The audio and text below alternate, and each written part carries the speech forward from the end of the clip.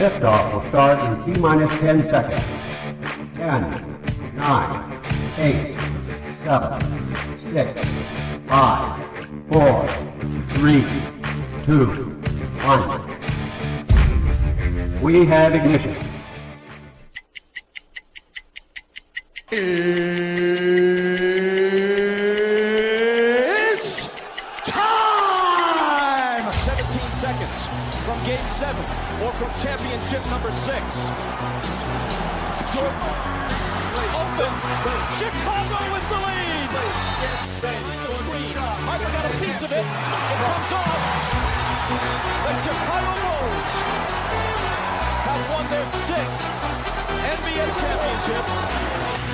Tying run at second, 2 out. Palmero over the head of Jenks. Uribe charges, throws, out! And the White Sox have won the World Series. To the far side around the 8-yard line to Hester. Under it and to the middle with the 15 to the 20. Breaks free to the 25 to the 30 to the outside. 40 midfield. 40 30 to the coast. 20 15 Hester 5. Oh! Touchdown!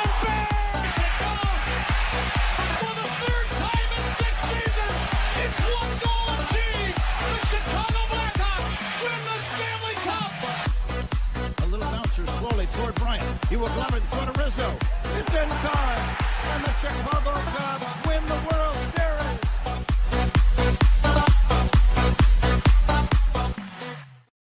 What up, what up, what up? Welcome to Shawn Maya in the morning on this TGI Mickey Vicky Friday. It's the weekend, baby. And I'm your boy, the SuperBack, Shawn Sierra. Thanks for tuning in. If you're watching us on Facebook Live, well, then I guess you found us on Facebook. And if you're not following us on Facebook, what? Come on, go to Facebook, type in Sports Zone Chicago, click the like button, and now you're following Sports Zone Chicago. Simple. But wait, there's more. Go to the show's page. Go to Shawn Maya in the morning, like that page as well. So not only will you be following Sports Zone Chicago, but you'll be following Shawn Maya in the morning as well. Watching us on our YouTube channel, excellent. And if you're not subscribed to our YouTube channel, for real. Come on, guys, go to YouTube, type in Sports Zone Chicago, click the subscribe button, but also click the notification button. That's the little bell next to it, and that'll let you know anytime a show from Sports Zone Chicago is going live. Get it? Got it? Good. Now, if you're watching this on our mobile app, please don't tell me you didn't know we had a mobile app. Come on, baby, what's wrong with you? You got to keep up with the Joneses and them. So here's what you do. Wherever you get your, it doesn't matter where you get your app from. Just go there, you type in Sports Zone Chicago, you download it. You take us with you on the go, so not only do you get Shawn Maya in the morning 3 days a week, not only do you get our other live shows throughout the week, and not only are they archived there like they are on Facebook and YouTube, but I'll tell you what, we give you a slew, and I mean a slew of articles thanks to my man Clarence Council III. Big up to Clarence for keeping you abreast of all articles Chicago sports related. Now, if you're watching this on our Roku channel, I like that kind of party, baby. And if you don't know, you better ask somebody. Sports Zone Chicago, we have our own Roku channels. If you have a Roku television in the house, do us a favor. Download Sports Zone Chicago's channel to your television. Put us there next to the big boys, Netflix, Hulu, Prime, Amazon, HBO, Paramount Plus, Stars. Oh, yeah. New episode of The Chi just came out on Paramount Plus today. I got to check it out when I get back from picking up the warden. But I digress. Put us download us to the big screen. Hell, we're on the big screen, right, Mickey, Vicky, now. You can also tweet the show. Tweet us at Sports Zone Chi. That's CHI at Sports Zone Chi. Now, if you want to follow me, just me, personally online, want to know what I did? Let me tell you what I did. I made it nice and easy for you folks. Nice and easy. One handle for Facebook, Twitter, Instagram, Snapchat, TikTok. All one handle at the Shawn Sierra. Man, we got a great show, but I need you to get interactive. So whatever platform you're watching us on, whether it's Facebook, YouTube, or our mobile app, leave a question or comment on that platform. It'll come up here in the thread. We'll put it up on the screen. We'll incorporate it into the show. And that, my peoples, is what makes this the best Chicago morning sports talk show around, and that's you. So bring them all, baby. Questions, comments, smart-ass remarks, because ain't nobody scared over here. Like The Rock said, baby, don't sing it. Just bring it. Let's check out the chat. The chat is jumping already. Cornelius Squall's in the house early. What up, sports donors? I hope the media is satisfied now, but I doubt it. I presume you're talking about Caleb addressing his issue, which we're going to do today. Rick Gonzalez checking in. What's up, Papa? Good morning, Shawn. Happy Friday to all. And FGB. What? FGB. What? FGB. That's what I'm talking about, baby. FGB forever. Michelle Walls in the Mickey Ficky house is a Mickey Ficky TGIF and a Sky win. Yes, sir, Bob. They got in the win column. Posted a dub yesterday. I like this for the ladies. My man Armando Emeterio Lara Jr. is in the house. Junior is in the house, man. Good morning, Papa. Thank you for tuning in. I appreciate you. Listen, I don't know a lot about a lot, but I do know this. More of the usual suspects will chime in as the show goes on. That, my peoples, I can promise you. That I can promise you. Where we at? Here we go. Man, we got a great show today, man. I'm excited. 10 o'clock, my man Zack Pearson from BearReport.com is going to join us. We're going to talk Bears football. The Bears are back at OTAs. The media had access to them on Wednesday. And we're going to talk. I want to get his take on the whole situation, what he's seeing in camp, different than other camps, OTAs, I should say, other years, and just kind of give me his thought on how on this coaching staff and how they're doing things. Okay, it's easier to get a pulse on it when you're there and you're watching live as opposed to highlights and things like that, because we don't see all the little things that you see and hear when you're there live. So my man Zack Pearson coming on at the top of the hour at 10 o'clock. And then, as I told you, we got some big news today. I'm fired up, excited to tell you guys about that. We got some big news. Excellent. Can't talk right now. A lot of people been calling me at 9 o'clock. You know what's up? You know I'm doing my thing. If you want to call me. Ay, Dios mío, dame fuerza. Whew. I don't know. But, man, we have a lot to talk about. We got Bears to talk again with Zack Pearson at 10 o'clock. We have baseball. Both teams were off yesterday, but they're back in action tonight. Or today. One today, one tonight. For weekend sets, one's home, one's away. All right, we have some Bulls to talk. We have some Sky to talk. The ladies played last night. And as Mr. Mashun let everyone know and let the cat out of the bag and jump the gun, they did win yesterday. Getting the first win. We're going to talk about that. And the former Blackhawks great, Captain, my captain, wants to come back to play in the NHL. He's a free agent. What's the likelihood of him returning to the Blackhawks? We'll talk about that. Then we'll talk a little NBA playoffs. Playoffs? The conference finals, Eastern Conference, Western Conference finals, setting up the stage for the NBA finals, which begins 1 week from today? No, yesterday. 1 week from yesterday. So we have a lot to get started, a lot to get through. So let's get it crack-a-lacking. All right. We'll get it started. We'll talk.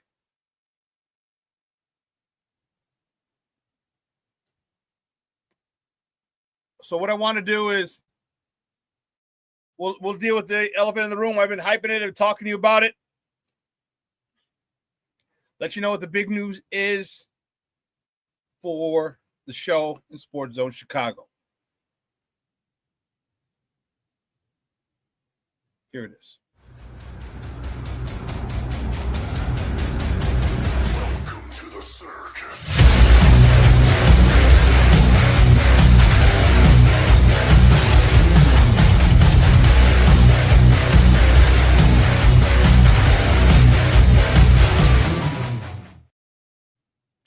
So, folks, we are changing the name of the show from Shawn Maya in the morning to Shawn Sierra Sports. Fired up about it. I like the alliteration, SSS, Shawn Sierra Sports. I want to wish Maya well. She's doing amazing things, her other endeavors. She works in mental health, and she is doing awesome stuff couldn't commit the time. She's killing it. I ain't mad at her. She's making money hand over fist. She's helping people. Just didn't have time. I get it. I understand. So I wish her nothing but the best. But as far as us, we got to keep it moving, baby. We got to keep it moving, and I'm fired up about it. Very fired up about it. I will do a few more things. We're most likely going to have a specific Bears show during football season where we break down film. And I, unlike some people, know how to break down film by myself. I don't need anyone else to watch it with me.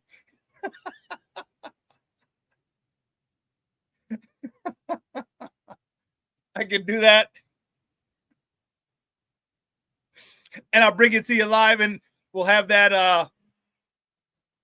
So we're going to add that. And then we have some other ideas as well that we're going to do. Some other shows that we're going to that are in the infant stages, but definitely want to let you know. So we got a new name for the show. It'll be Sean Sierra Sports.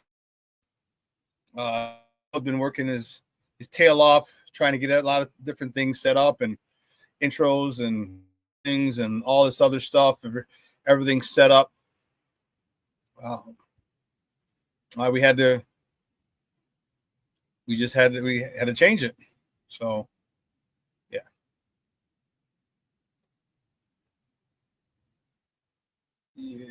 Okay. Yeah. See, so I have a new intro on Monday. New clothes on Monday. All right, got a new sweeper. Check the sweeper out.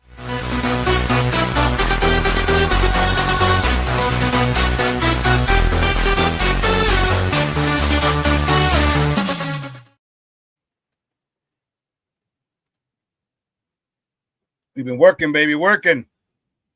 Getting all this new stuff together. Yes. Thank you, Junior. Appreciate it. Sean Walls, thank you, sir. Rick Gonzalez says, congrats, Sean. Thank you, Papa. I appreciate it. Triple S. Cornelius Squall says, congratulations. Thank you, sir. I appreciate it. So it's gonna be fun. It's gonna be fun. Wow. It's gonna be fun. I'm excited about it. And it's something good for Sports Zone Chicago. Will be there's a lot again that I have planned for this channel. And yeah. How about them White Sox? You're damn right, Junior. You're damn right, baby. I got my jersey here. As I told you before, I told you guys, look at it. I told you I was getting it from China. See that? Thought I was playing. Tariffs and all. I paid. I got a guy.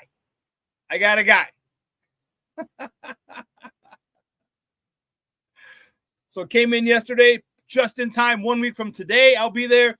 It's going to be Mexican Heritage Night over at Sox Park. We had a couple DJs. We have a taquiza, a taco maker. For those of you who don't know what a taquiza is, man, we're gonna get funky before we go in. I'm probably gonna end up buying a 500 level ticket, getting in line, going to get the Mexican jersey that they have, coming back out, putting it in the car, and then going finish drinking and partying and acting a fool, and then going in whenever the hell we make it in the park. But I'll have my Mexican jersey that they're handing out for the game, the giveaway. We'll have had that, and yeah. So Plankster checking in. What's up, Papa? Good morning. Said good morning and happy Friday, Sean. Sports Zoners, bear down. Thank you, sir. Thank you, sir.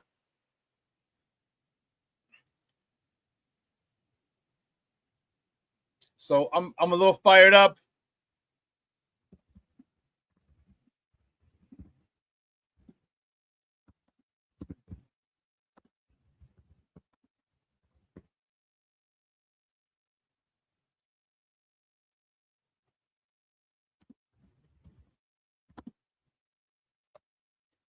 Yeah. So for those of you who just got here and tuned in,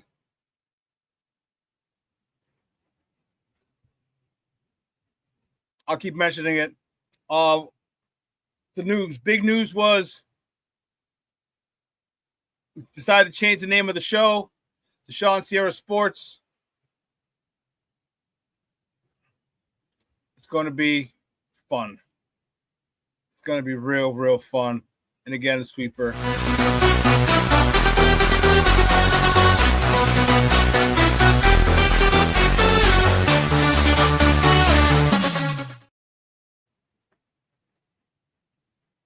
It's going to be great. It's going to be great. So listen.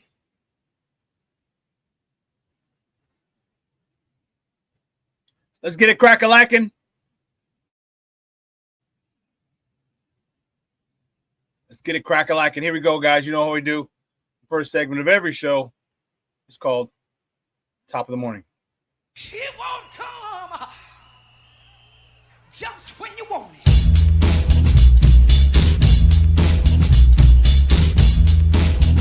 Top of the morning to you.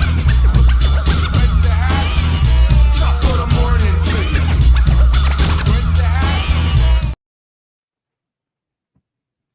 Let's see, the first top of the morning topic. Which way do we go? Which way do we go? Which way do we go? Here we go. Here we go, baby. Baby, baby. The Sky. Sky with a big win yesterday. They get in the win column, their first win of the season. The Sky beat the Dallas Wings 97-92. Book of World's future ex-wife, Camila Cardoso, career high 23 points. Also had 8 rebounds. Ariel Atkins, 17 points in the victory. And Angel Reese, 6 points, 9 rebounds for the girls. Big win for the Sky because it got them off the schneid. They were winless. They were 0-4. And they needed, in the first 2 games, they gave up 90-plus points. Unheard of. 92, 93 or something, and then 99. Unbelievable. Unbelievable. But they're able to get their act together, beat the Dallas Wings. Now, staying with that, the girls, the Sky travel to Dallas. It's a home and home. So they played Dallas yesterday. They're playing them tomorrow. They face the Dallas Wings tomorrow. Tip-off is at 7 p.m. You can catch that game locally on the U, WCIU, Channel 26, the U. You can check that out live. And the last thing for the girls, the Sky have announced that they will retire Candace Parker's number 3 jersey, put it in the rafters on August 25th, 2025. They will retire her jersey. For those of you who don't know and been under the rock, Candace Parker went to Naperville Central. Okay. Number 1 player coming out, went to Tennessee. Championships there. Played for the LA Sparks. Played for a couple of teams. She was finally able to come home and play for the Chicago Sky a few years ago.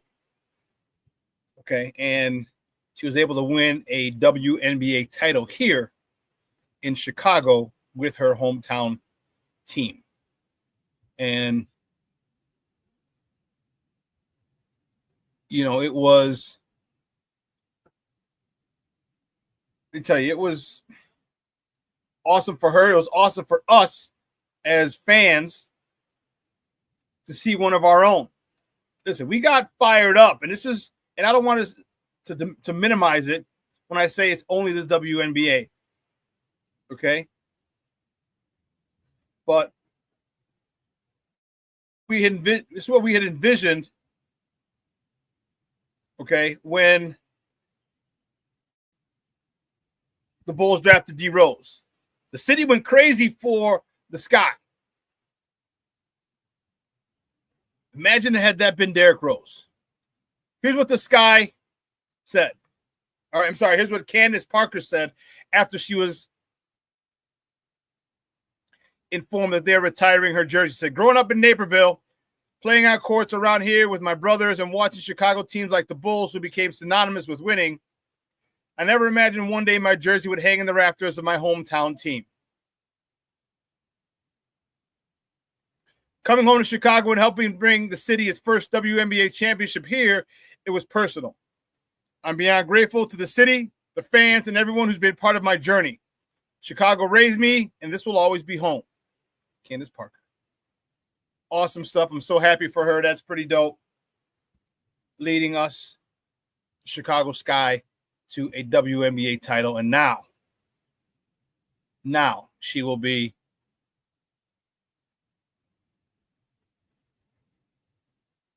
hanging in the rafters forever. Cornelia Squall said, Angel needs to change her game to a rebounder and spot-up shooter because she lacks upper body strength.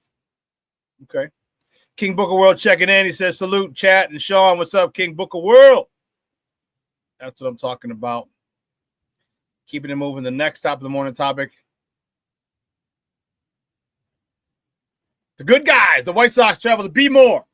Speaking of Candace, Angel Reese's hometown, Baltimore, for a weekend set with the Orioles. First pitch tonight is at 6:05 p.m. Central. You can catch that game on Chicago Sports Network or listen to it on their flagship station, ESPN 1000. The probables for tonight's game. For the good guys in the bump, Sean Burke tops the hill. He's 3-5 with a 4.33 ERA going up against Zach Eflin. For the O's, he's 3-2 with a 5.40 ERA. Looking to get 1-2 wins. Just win series. That's all we need. Just win the series. We don't need to go on a 37-game win streak. No. Just win series. Okay? The Sox in their last 10 games are 4-6. All right? Give me 5-5. Hell, Kansas City, Minnesota, Cleveland in our division were all 5-5 in their last 10 games. Detroit was 6-4. All right? The Sox are 18-38. Better than they were at this stage last year, which is dope, and I'm happy for that. I'm very, very excited for the way this thing's going to finish up. This team is playing hard. This team feels like that they're not out of any game, regardless of how many runs they're down in the ninth. These guys fight all the way through. They play all 27. Famous Joe Madden quote, all 27. All 27 outs. And I'll be there next Saturday. I'll probably be there on my birthday, July 25th. That's the Crosstown Scrubs Sox. Looks like you're going to go to that game as well. Fireworks that night, too. So they're going to have fireworks for my birthday. I appreciate it. For all the money I've given them over the years when they sucked, I still supported them. Anyway, next top of the morning topic. Let's keep it moving. Maybe the Cubs. Northsiders host the Cincinnati Reds up at Wrigley Field for a weekend set. First pitch today is at 1:20 p.m. Central. You can catch that game on the Marquee Network or listen to it on their flagship station, 670 a.m. The probables for today's game for the Reds. Andrew Abbott is on the bump. He's 4-0 with a 1.77 ERA going up against Colin Ray. For the Northsiders, he's 3-1 with a 3.28 ERA. Cubs have been on a mission, boy. Let me tell you. Cubs have been playing great baseball. All right, they're 8-2 in their last 10 games. Only the Yankees have a better record in the last 10 games. The Yankees have been 9. They're 9-1. The Cubs are 8-2, and the Philadelphia Phillies are 8-2 as well. They're tied for second for the best record in the last 10 games. They're playing, man. The Cubs, like the Sox, they feel like they're in it, and it's not over until the fat lady sings. And that's after all 27 outs have been recorded. And as a Cub fan, you got to be excited about that because you understand that there's always hope. There's a chance. So you're saying there's a chance. So you're telling me there's a chance.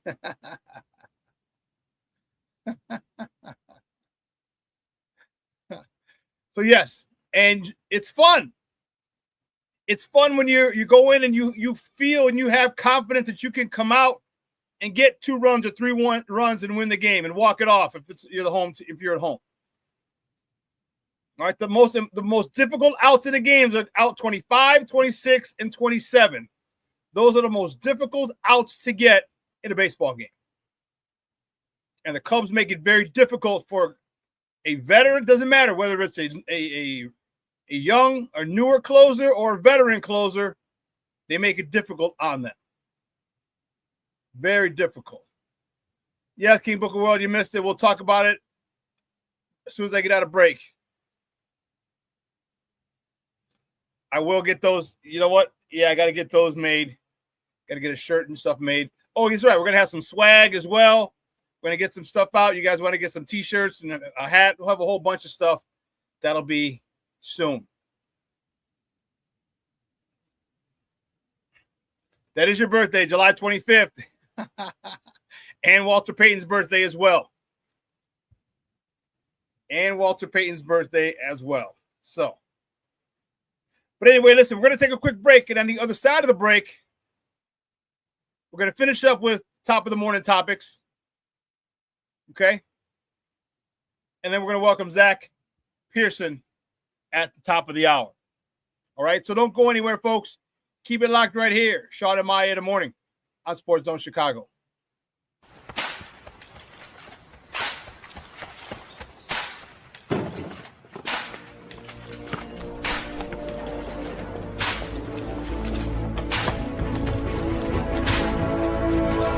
Move it!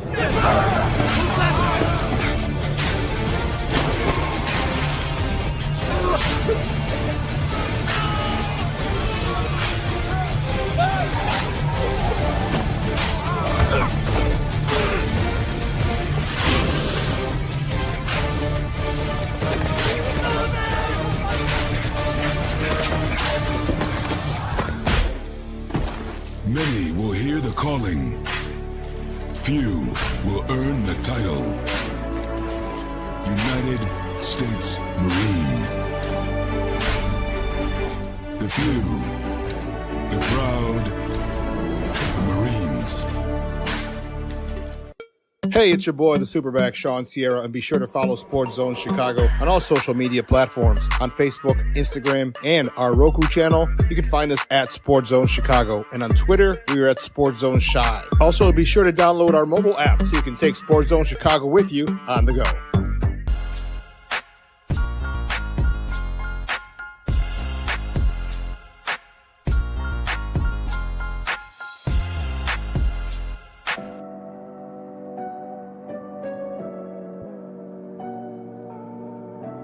How do you take care of your mind health? For my mental health, I meditate in the mornings. I have my dogs.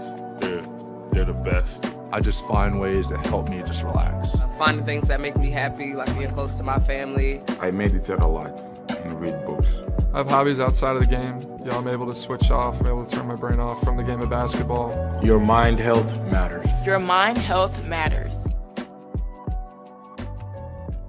We are looking for a few heroes, mentors, trailblazers, innovators, a passion to change lives, spark curiosity, open hearts, and awaken minds, help students answer the question, who am I?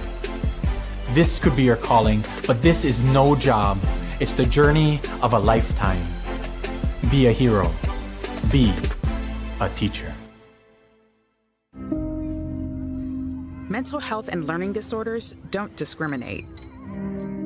17 million children and adolescents in the United States live with disorders like anxiety, depression, ADHD, and dyslexia. Less than half get the help they need to thrive. Help the Child Mind Institute change these children's lives. Visit childmind.org.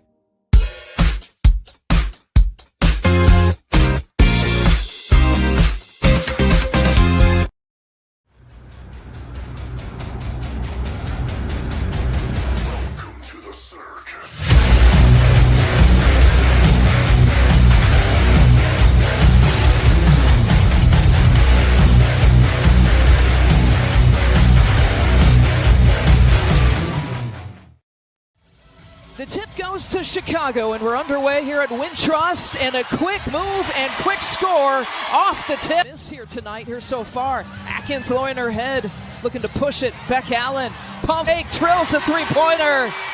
The Chicago Sky got it. Showing off that WNBA muscle that she's developed the last couple of years. Here's Courtney, quickly delivers over to Kia Nurse. Corner shot, corner made. Seconds, the shot clock reset. Sky looking for their first win. Here's Vandersloot, pulls up from mid-range, hits it. One of the all-time best passers is now also the all-time leading scorer in Chicago Sky history. Going to need some punch in this fourth quarter. Onyenwere chases down the loose ball and gets a free lay-in. We're tied at 73. Welcome back to Shawn and Maya in the morning on Sports Zone Chicago. Those clips courtesy of WCIU. The U has a big win for the Sky. What's going on here in the chat? Big standing O for Mr. Shorty. King Booker Wilson standing ovation for Shorty. Shorty, bravo. What happened? What happened? He's like, oh man, it was all shuck, Booker. Thank you. What happened, Shorty? Why? What's all the fuss about? I want to know. I want to know. Got FOMO. I'm fear of missing out. Come on, baby. Let me know. Just let me know.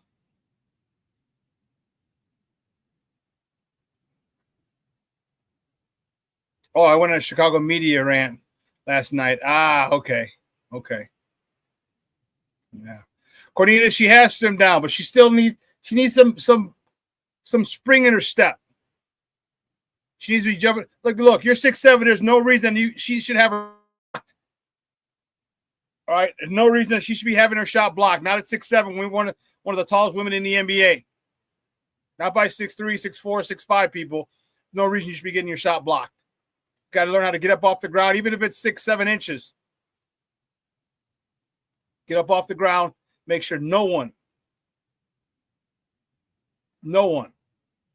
blocks it. All right. Well, listen. Let's get back to where were we? Where were we? Here, the next top of the morning topic, as I said before, my captain, former Chicago Blackhawks captain and stud,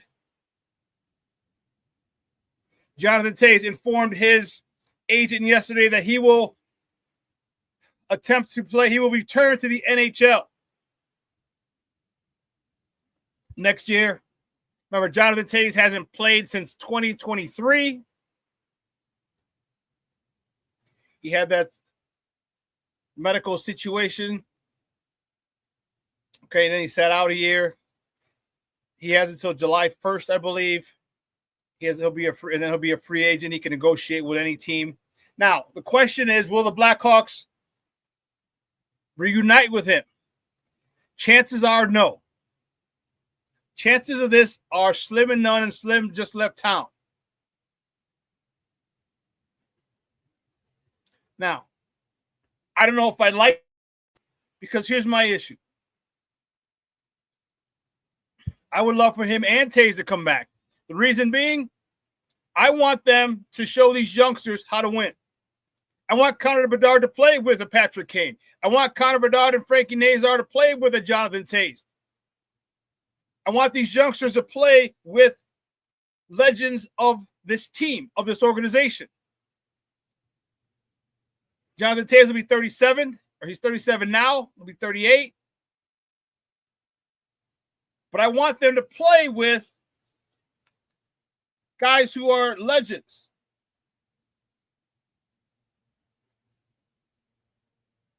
Yeah, Jonathan Toews, last month he turned 37, so he'll be 37 at the beginning of most of next season.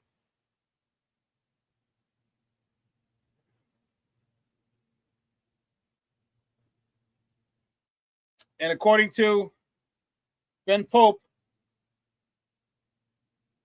Jonathan Tays has been traveling the world and exploring some unconventional medicinal approaches to treat the long COVID that he had and his chronic immune response syndrome. So I'm sure he's ready to play. I would love for those two back. I know it won't happen, even if it's just for one season. And I know you want to develop youngsters, but what better way to develop youngsters than to have them play along the icons of this organization? Icons who's, well, we know Patrick Kane can still play, but there's a way that Jonathan Tays has gone about his business while he's been in this league.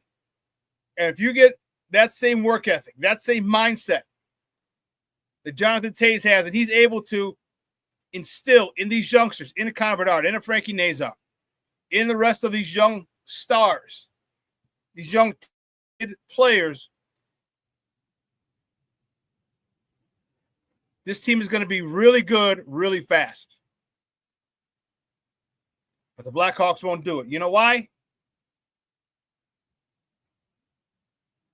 Because they're stuck on, they say they want development. I get it. I understand completely. However, there's a situation that's priceless when you have superstars, Hall of Famers from your organization mentoring the new young talent of the organization. A passing of the guard, so to speak. Passing of the torch, a changing of the guard, a passing of the torch, so to speak. You don't think Connor Bedard would learn a lot from Patrick Kane? Are you kidding me? You don't think anyone else is going to learn from Jonathan Tays? Are you kidding me? To have those two in the building, on the ice, in the locker room, at practice, and watch how these guys go about their business, to get these guys attacking their going about their business the way Hall of Famers go about their business, is going to put them on a direct path to success. But they're going to tell you, oh, we got guys to develop, we got this, we got that. Hey, you know what? For a year. We're nowhere near winning a Stanley Cup right now. But you know what? Get these guys developed for a year. All right, Connor Bedard needs it. Connor Bedard needs it. He needs to be around a superstar who's in the same position as him, the number 1 overall pick. And if you don't think that holds water, you're crazy.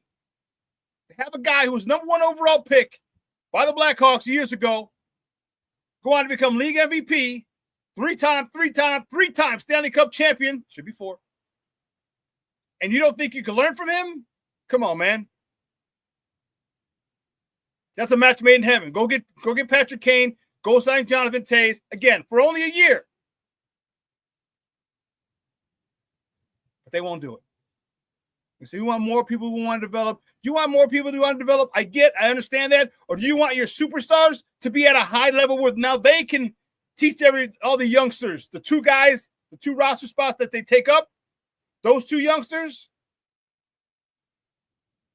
they'll be able to be mentored by Patrick Kane and a Frankie Nazar and the other youngsters that'll be here the majority of the season. They'll be able to be mentored. Why? Because this is coming right from Tays and Kane. But no.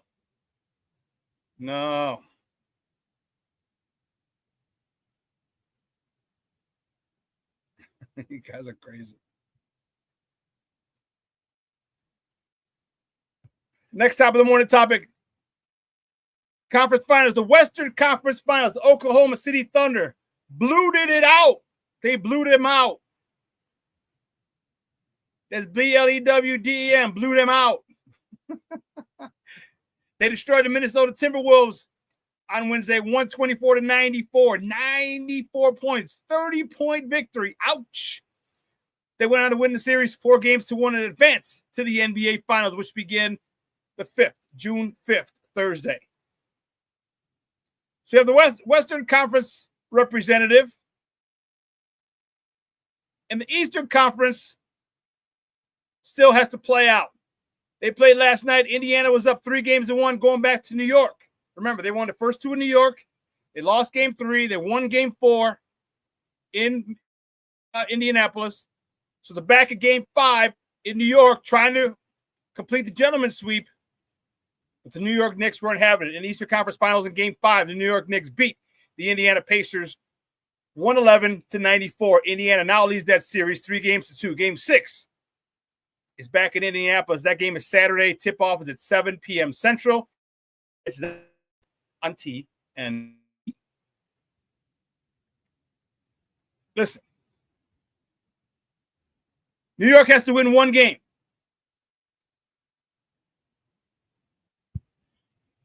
If I'm Tom Thibodeau, I'm saying, listen, we need 1 game. It's all we need. That's the only thing. We need to win 1 game. We've won in Indianapolis already in this series. We can do it again. We need to focus on 1 game on Saturday, tomorrow. That's what we need.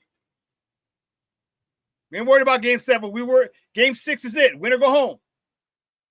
We don't even worry. That's not even in our thought process. Game 7. We were everything all in on game 6. Go into Indianapolis. Take out the Pacers on their home court. Then you come back to the final. This is a must-win for Indiana. Must win. If the Pacers lose and they got to go back to New York. Now, mind you, they won 2 games there already. But what it shows is they're unable to close. You had a chance yesterday to close. You didn't do it. You have a chance tomorrow to close. If you don't do it, sphincters tighten. Sphincters tighten. Let me tell you, because now you've lost 2 in a row, and now it's a 1-game set. 1 game decides it all, winner take all, and it's in New York. And if you thought the Garden, Madison Square Garden, was rocking yesterday, woo, Charlie, wait till Monday. Game 7. Wait. That place is going to be out of control. This is the first time the Pacers are trying to get back to the finals since 2000? No, 2012. I'm sorry. And the Knicks are trying to get back to the finals since 1999. Years. That's the year after Michael.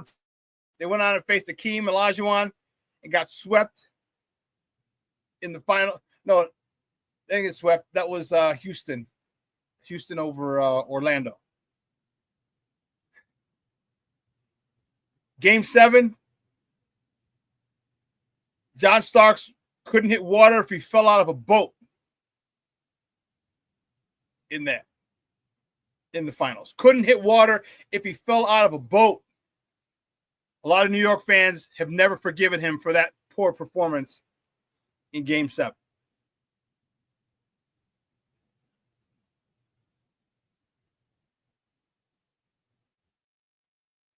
Man, someone forgot to tell Minnesota there was a game that night. Man, you ain't lying. You ain't lying. Cornelius says, Cat has to stay in the paint and stop giving stupid fouls. You know what? This is why we love Charles Barkley. Did anyone see the post game? Because Cat came and sat with Shaq, Ernie, Kenny, and Charles. He came and sat with them post game, and they were talking. It was funny because they were talking. Cat came in sandals and slides, already taking his shoes off, undid his tape, so he had his shoes.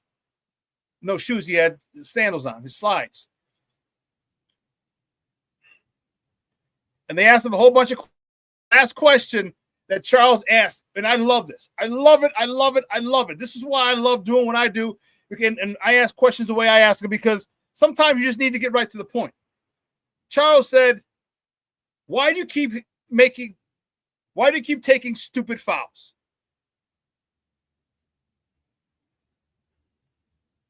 Why do you keep taking stupid fouls? And Cat was like, he's like, he goes, Cat's like, you know what, you're right. He's like, yeah, he goes, it put your team at a disadvantage.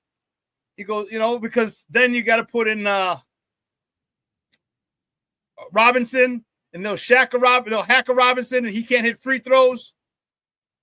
So they foul him, maybe make 1 out of 2, and then they get the ball back. Hit a 3. Now they gain 2 points on that exchange. Do it again. Maybe he doesn't hit any. Hit another 3. Now that's 3. They gain 3 points on that exchange. And Cat's off the court.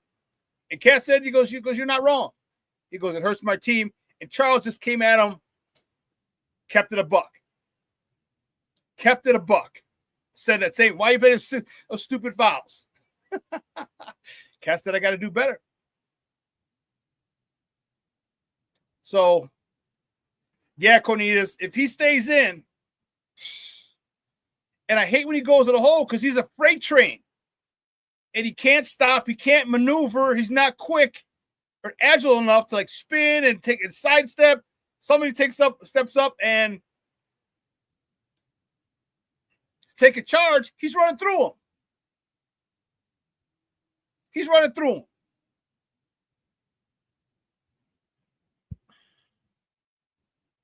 So great question by Charles Barkley last night. And Karl Anthony Towns knew it. He knows it. He knows it. Stop hurting your team. Stop doing that dumb shit. Stupid fouls. Pushing. Reaching.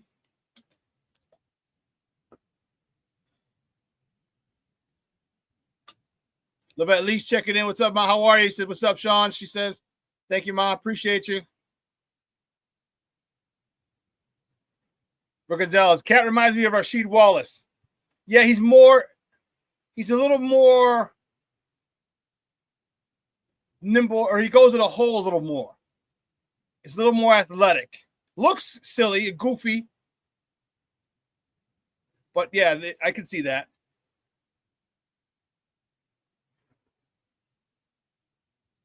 Agree, Cornelius. You keep him inside, and it's a mismatch. You keep him inside, it's a mismatch, and someone's got to collapse. And when they do, and what they've been doing, they've been setting someone from the weak side.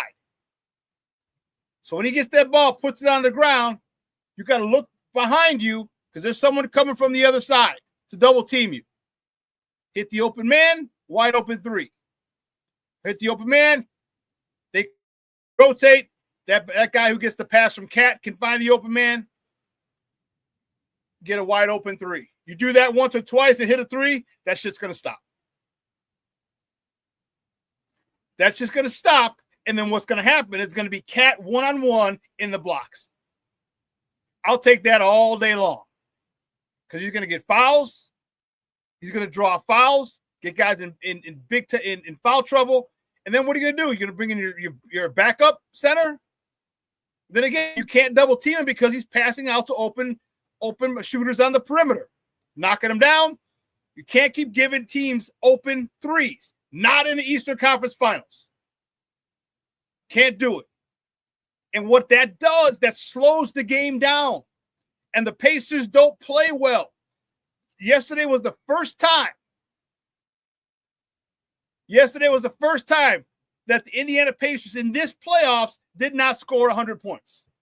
First time. That's crazy.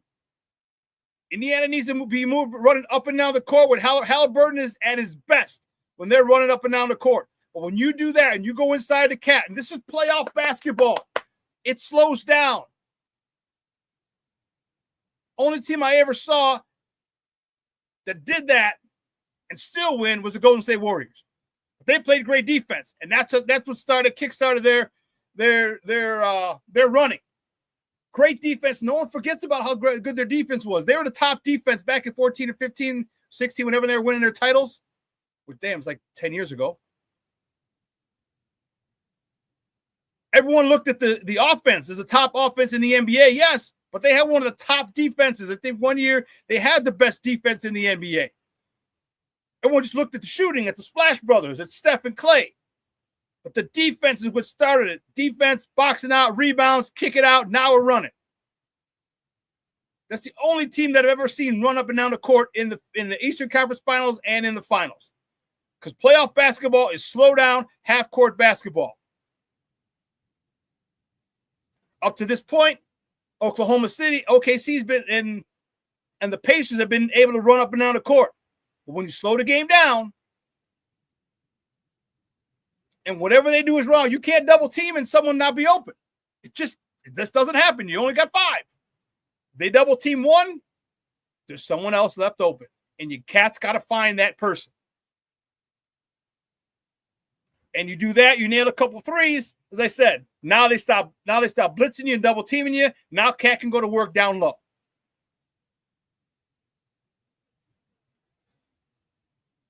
Because I'm tired of, it's all Jalen Brunson and Cat. Jalen Brunson and Cat, which is fine. But how they use Cat, Karl Anthony Towns, is definitely in need of an upgrade. Oh, hell yeah. You're right. Peyton and Supersonic were the same way, man. He used to run up and down. Ooh, that was the original Lob City. That was the original Lob City. Gary Payton and Rain Man, Sean Kemp, when he didn't have, as he was getting his 6, 8, 10 baby mamas. I don't know how many kids he got.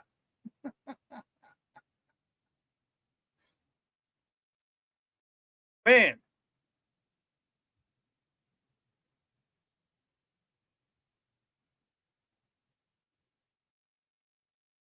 Rick, best end of the 90s, Sean. I'm going to say Hakeem all day. So many good ones to choose from. I miss 90s basketball. Yeah, Hakeem. Hakeem and then Shaq. Because Shaq got schooled by Hakeem, remember, in 94? In 94 when I'm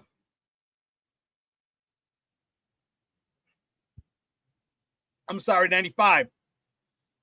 Remember 95 when the Orlando Magic beat the Bulls when Mike had come back? And Shaq went to school. He got schooled by Hakeem Olajuwon. Shaq was the most powerful, dominant center in the game. Couldn't hold a can. Hakeem Olajuwon was so nimble, so quick, so sudden. Gave him the up and under fake. Great footwork. Because I don't know if you knew this, but Hakeem played soccer as a kid. So his footwork is great. Always on balance. Very quick, very sudden. Great fakes. And Hakeem used Shaq's aggressiveness against him. The pump fakes. Shaq was dominant. Shaq wanted to toss that shit in the first row. And Hakeem would just work him down, give him the Hakeem shake, the dream shake. Whoo!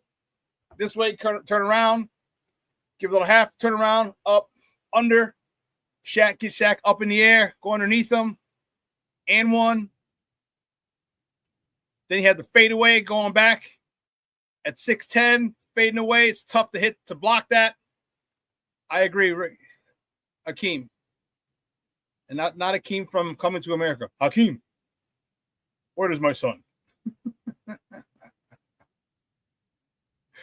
King Book of World is just stupid. Says Kemp can have 11 on 11 football games with his shorties. That's the damn truth, dog. I'm telling you. Here's the thing. Condom. C-O-N-D-O-M. Condom. My man Lucky Lefty said the offense should be running through Cat, but Brunson is a waste of space without the ball. Well, I think Brunson needs to be a lot more in shape. I think Brunson, you go through Cat and have Brunson run off these screens. Have Brunson run off these screens and run off 2 or 3 screens every rip. Take some excellent conditioning. He needs to holler at Reggie. He needs to holler at Rip Hamilton. He needs to holler at Ray Allen. Like, what did you do back in the day when you ran off? What was your off-season training routine to get in shape? Because if you do that and you got Brunson coming off screens wide open, looking at wide open threes, or you're chasing him, now he's up and under, now he's faking, cutting to the hole and causing havoc.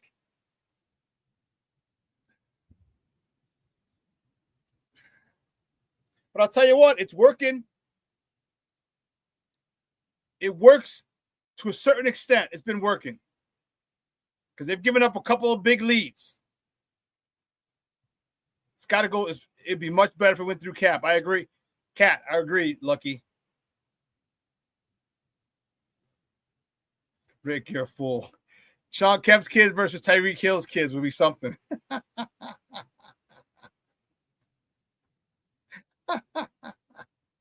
Cornelius Squall, the dream of school and all those centers in the 90s. He was. Patrick Ewing, Rick Smits.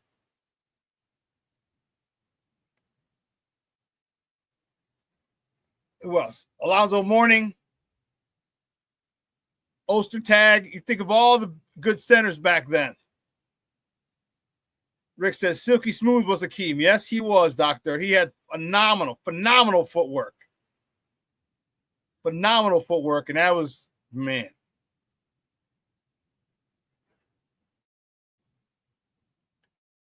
Honey Lucky says, next to Joker, Kaz, the most skilled big man out there today. Yeah, and he's just goofy. Like, they're both goofy. And klutzy, like, doo-doo, doo-doo, doo-doo, doo-doo. But, man, their footwork is good. It's just like they're so heavy. But they got it down. They know how to control their body. Yeah, not forget the Admiral. Akeem took him to school as well.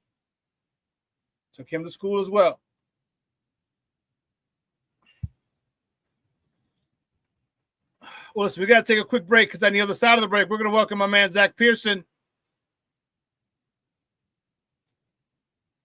We're going to talk Bears. The Bears are back at OTAs. The press had access, had availability on Wednesday to be out there watching. We're going to talk to Zach, who's out there checking out the interviews. And we're going to talk about the whole Caleb situation. We're going to talk about this whole Caleb situation. Finally got in front of the mic. All right. And a lot of things were put in the open. This is why we had to hear from him. All right. How many times did I say, why? I can't believe he didn't know how to watch film. I said, I couldn't believe he didn't know how to watch film. I know his high school coach. He and I went to college together. I know he knows how to watch film. That gets cleared up. Okay. A lot of things got cleared up. And that's what we needed. Cornelius, Cat is nowhere near Joker. No.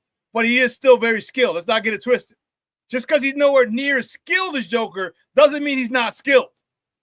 Let's not get it twisted. He's a one skilled big man.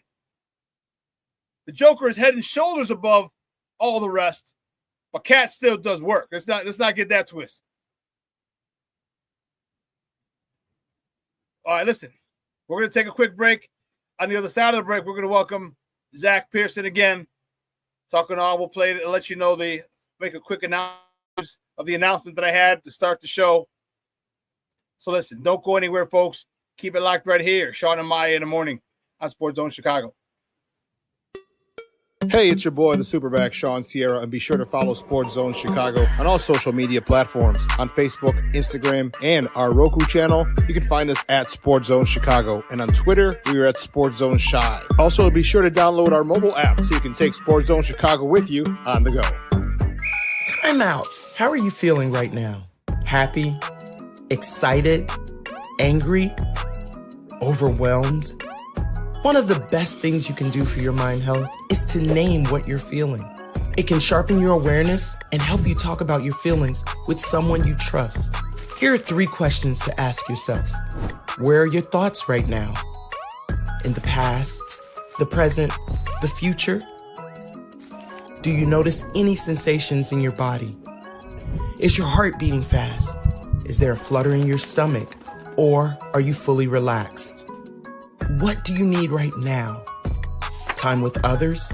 Time to yourself? Remember, there's power in this awareness. So find ways to identify what you're feeling today.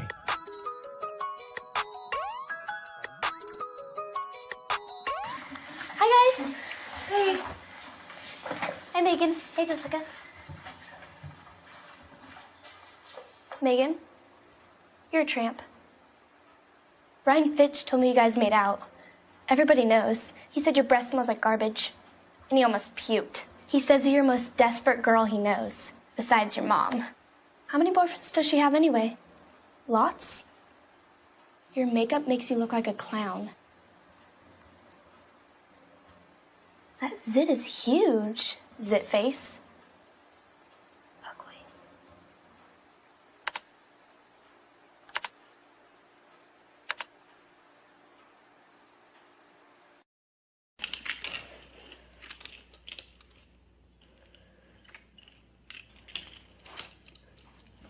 Hey, bud, what you doing? I'm playing with cars.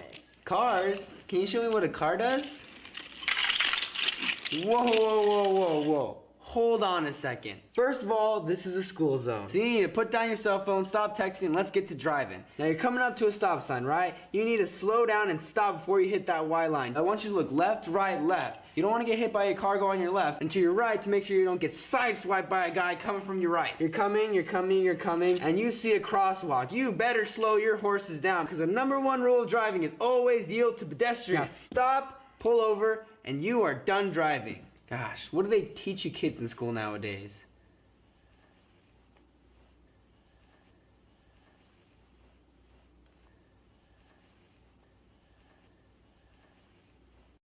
Good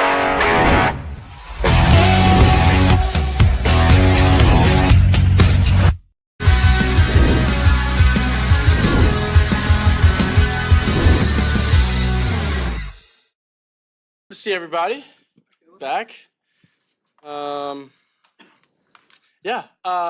So let's get this started. First, let's start off with it is what everybody would love to ask about is this whole storm that happened.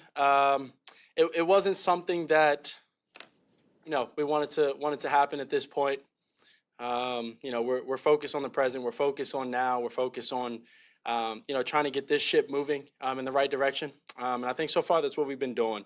But for this to come out, it's been a distraction. So coming up here and talking about it and addressing it is important today. And so that's what we're here to do.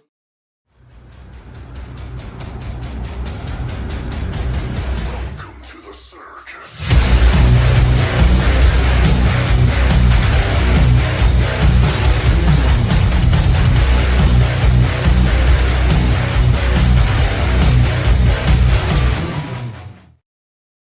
Shawn Maya in the morning on Sports Zone Chicago. That clip courtesy of the Chicago Bears. As you saw, the news that we had made, the name of the show is changing to Shawn Sierra Sports.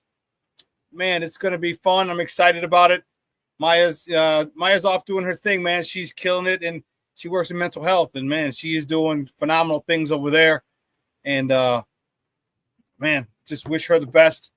But we're going to keep going, moving forward, talking sports, and giving you top-notch, my opinion, my personal and professional opinion on everything. We're going to keep going, man. I'm fired up about it. We're going to have a lot more cool things going on. As I said, we're probably going to have an extra Bears show where I break down film and then talk to someone. Trust me, I know how to watch film by myself. I know what to look for. So we'll have that and a lot of other things. We got some swag coming out, some Shawn Sierra Sports and some sports. We got that in the works. That should be out soon. So a lot of good things coming. A lot of good things coming in the near future. But my first guest today, I'm excited to talk to him. He was at Hallis Hall the last couple weeks. The last 2 times they only had access 1 day a week, but he was there. I want to get a feel from him on camp this year. All right, what he saw, what he liked, what he didn't like. And you know him. He's a good friend of the program. He's running things over the report, like 6 other publications. He's like head man in charge over there. You can find him on Twitter at Zack_Pearson. Guys, let's welcome back to Shawn Maya, Zack Pearson. Zack, what's up, Papa? How are you? Hey, I'm doing good. How you doing? I'm good, man. I'm good. I'm fired up. Great workout this morning. Got a busy weekend this weekend. Summertime shy's kicking in, so time to get it crack-a-lacking, man. I'm good, man. I'm good. Yeah, finally some nice weather, hopefully. Yes. Patios, rooftops. I got a birthday party to go to tonight. Nice. House festival either tonight or tomorrow. Family party tomorrow. Maybe just some brunch on Sunday. So it's kicking, man. It's going. So yeah, enough of this 50-degree weather stuff. And then next week is going to hit 90. Yeah. Ooh, Charlie, I like that kind of party. So good stuff. But you were there. You were up at Hallis Hall. Talk to me. What are you liking about what's different this year at camp than last year? And do you like it? Do you like it a lot? Yeah. So been there the last 2 weeks. Obviously there's only 2 days, 1 day a week that you're allowed access. But they do practice the 3 days a week, maybe 4, I want to say. Obviously the big differences that I've kind of seen so far is just the coaching, not only Ben Johnson, but the assistant coaches and how they're getting on guys and how they're talking through the drills with guys and the vocal, how vocal they are. And how Ben Johnson's not just paying attention to just the offense. He's moving around. He's looking at the defense. He's looking at the tight ends, safeties, defensive backs, all that stuff. Eric Bieniemy, very, very vocal. Watching him coach up these drills has just been awesome. Antoine Randall, I watched a little bit of that with the wide receiver drills. And it's not like, he's only coaching Roma Dunze and DJ Moore, but he's coaching guys that are backups. He's coaching guys that, we're not going to see next year, that are just here camp bodies, essentially. No offense to them, but they're coaching up everyone. So that's kind of been the biggest difference. Ben Johnson's mentioned the details, and he wants them to have the details ironed out before they get out there for training camp. And we've seen it twice now. He got on Cole Kmet pretty loud last week when we were indoors. And then this week, he dropped an F-bomb when they were struggling to line up the first team offense at the offensive line, made them get back into the huddle, do it all again. He was frustrated. He voiced that. I think the coaching and, not to say that, some of these coaches last year weren't doing this, but when you have a new staff, I'm always interested to see how the operation is and how they work together. Cause they're, a lot of these guys haven't coached together. Ben Johnson did bring over Antoine Randall, but he wasn't with Al Harris. Al Harris was in Dallas. So Eric Bieniemy was in Kansas City, and then he went to Washington and in UCLA. So it's kind of cool to see how they all kind of mix in this short time already. Zach, I don't remember who the guy was. He was a very intelligent dude, very intelligent gentleman who at one point said, "Coaching matters," and I can't remember his name, but he had to be a very smart individual to come up with that slogan, because it's so true. And to see these guys, and that's what we're hearing across the board, is the intensity, the coaching. And like you said, everybody's getting that smoke. Yeah. Starters, backups, mugs who ain't even going to be here, they're all getting it. And you know what? That's what you want, because that's what you want. As a coach, your job is to coach that position, because you don't know what happens. What if someone gets hurt? And the guy who's not going to be here ends up bumping up to be a backup. You know what I mean? So everyone's getting that smoke. Everyone's getting the attention. Everyone. Jimmy Johnson said this, and I love this quote. He said, "I treat everyone fairly. I don't treat everyone equally." Yeah. Oh, that's good. And it's right too. I mean, like even the guys, that are probably not going to make the roster, the 53-man roster, they're getting this valuable coaching and what they're doing wrong to get a shot to go on a practice squad or maybe make another roster, or, if they go to a different league, it all helps them. So yeah, it's cool to see how they all kind of mesh with, the coaching staff. And it's kind of refreshing because there's a lot of talent on this team. And I think last year their coaching cost them a couple games. We got to be real about it. They lost a couple games because of coaching, and it all spiraled and it was just a mess. So yeah, it's just been cool to see how Ben Johnson's kind of had these guys in, and it's install. There's going to be mistakes. There's going to be interceptions. There's going to be nice plays. To me, I tell people this, I have to report this stuff. I'm there. It's my job. But I wouldn't panic about anything, and I wouldn't be like, if there was a good day by the offense, I wouldn't be like, okay, they're going 17-0 in the Super Bowl. You know what I mean? Like it's a lot of install stuff, it's a lot of OTAs. It just kind of sets the table for next week, and then the appetizer, and then you get to training camp in July. Now, if this stuff's happening in July and August, I think there'd be some concerns there. So Caleb, get out in front of it. Talk to me about what you thought about his response. And he knew it. A lot of people were on it. A lot of people, some even in the chat, said it's a non-issue. I disagreed. I thought it was an issue.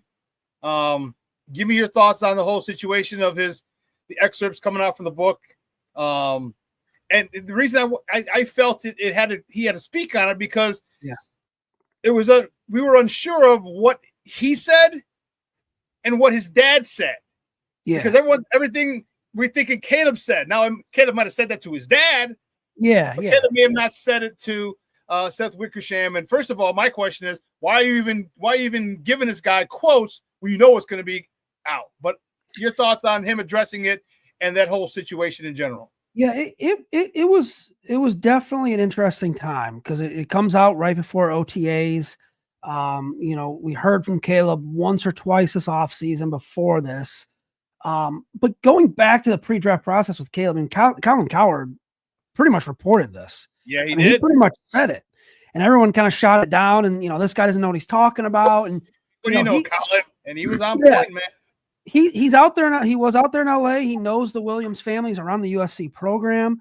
Now, I'm kind of with you. Like I think it was an issue. I also don't think it was as crazy of an issue because we knew some of it. I think the new stuff was really interesting about the whole Vikings thing. Loving Kevin O'Connell and what they have, but no duh. I mean, you go into the Viking situation, you have Kevin O'Connell, who is a quarterback, whisperer and one of the best quarterback coaches, quarterback type coaches in the league. You have Justin Jefferson, a true number one wide receiver. Caleb played with Jordan Addison at USC. So yeah, that kind of made sense to me. You also heard the stuff about after he met with the Bears and it changed his mind. Like, yeah, I want to do this. So I think a lot of it was important. I get the debate of, last week, should he have talked? I think he should have talked right away because I think the more it lingers, the more it hurts everyone involved. You know what I mean? Like if he would have just come out and said this statement last week, I think everyone would have been like, okay, we're done. But then you get a whole nother week of, ESPN talking heads trying to pile on the kid and trying to pile on the Bears because they need that quarterback to pile on to. They need that big market team to pile on to. Just kind of, to me, I don't think the Bears did him a good service or anything. Like I think they put him in a bad position, not letting him talk last week. But this is also the same franchise that let Matt Eberflus talk an hour and a half before he got fired. Like, so nothing surprises me. I don't blame Caleb for that. I think Caleb, probably wanted to talk. And I think Caleb probably wanted, to get ahead of this, but he doesn't control who meets the media. As for the statement on Wednesday, very well done. I have no issue with it. It all makes sense to me. I'm not going to, I said this when the article came out. It's not going to make me think one way or the other of Caleb Williams, honestly. I think he was right. This is a franchise that's never had a 4,000-yard passer. This is a franchise that quarterbacks have, failed here. And whether it's the quarterback play or just a franchise in general, it's been a mess. And what he went through last week, Shane Waldron and Matt Eberflus, and both them getting fired, and then the whole watching film thing, and then having Thomas Brown goes from your quarterback coach to your offensive coordinator to your head coach within a 4 or 5 week span. So I don't have a problem with what Caleb said. I think he addressed it pretty head on. I think he was, he was honest about it, and I think he got his point clear. Like, he wants to be here. If he didn't want to be here, he would have been gone. He would have forced his way out. He wants to be here. He wants to change this thing around. So I have no issue with this. I get the frustration, of how the article has been a talking point. And I can see both sides to it. I can see the frustrations why, but I can also see why he should have talked and why it should have got ahead of it. But I don't think, the Bears did him any favors in this. Yeah, guys, we're joined by Zack Pearson. He's the Bears beat writer for BearReport.com, talking Bears football here on Shawn Maya in the morning on Sports Zone Chicago. Here, we're going to take a quick listen to what Caleb said when about wanting to be the guy, which is that you see the caption on our background. Through all of what was going on, through all of what happened in last year and previous years, I think I think that was enticing. I think that was something that was glaring to me, that I wanted to come here and be the guy and be a part and be a reason on why Chicago Bears turn this thing around. So that last thing that was said and all of that, I think, was the most important thing, is that I wanted to be here, that I love being here, I love my teammates, I love all the people that got me here, family, friends, Ryan, Kevin. So to me, that said, that made that statement was one that I hung my hat on. All right. I wanted to be here. Okay. I wanted to be here. And obviously, like you said, if he didn't want to be here, he wouldn't have been. They would have gone about, the things that they had talked about, the smear campaign, the legal route, going to UFL, all the things that they had talked about, him and his dad. They probably would have taken advantage of it, but he said, no, I want to come here. That speaks volumes, because he's not stupid. He understands how dismal they haven't developed a quarterback in the last 50 freaking years. All right. Look what they did to Justin. Look what they did to Mitch. Look what they did to Cutler. All these quarterbacks, and Cutler to me was a stud. Yeah. You can't have 6 offensive coordinators in 8 years. Yeah. They got rid of his best friend too for essentially nothing. For no reason, because he doesn't fit my scheme, Mike Martz. Yeah. So, obviously he understands the thing, but for him to say, I want to be here, that gives me I have a lot more respect for him, because it is a daunting task. And a lot of his fears were realized last year with the whole situation. His offensive coordinator fired, his head coach fired, the passing game coordinator, then the offensive coordinator, then the head coach. And all that, it was crazy. And yet he still put up really okay. And to me, again, I have a lot more respect for him after hearing him come out and talk about it. Excuse me, because there were just too many questions. Yeah. Anything you saw on the defensive side from Dennis Allen that has you a little fired up? I honestly, this might be a little bit of a generic answer, but I love how he coaches and the intensity he brings to his defense and the intensity that he expects from his defense. He's not out here just constantly barking at guys or anything like that, but you could just tell they're going to play physical. They're going to play fast. They're going to want to, they want to force takeaways. They want to get up in the quarterback's grill. So I just like what Dennis Allen's kind of doing with his scheme. I think it's going to fit really well. In terms of any players that said, Tremaine Edmonds looked good on Wednesday, had the interception, then had a tipped pass that led to an interception that Jaquan Brisker got.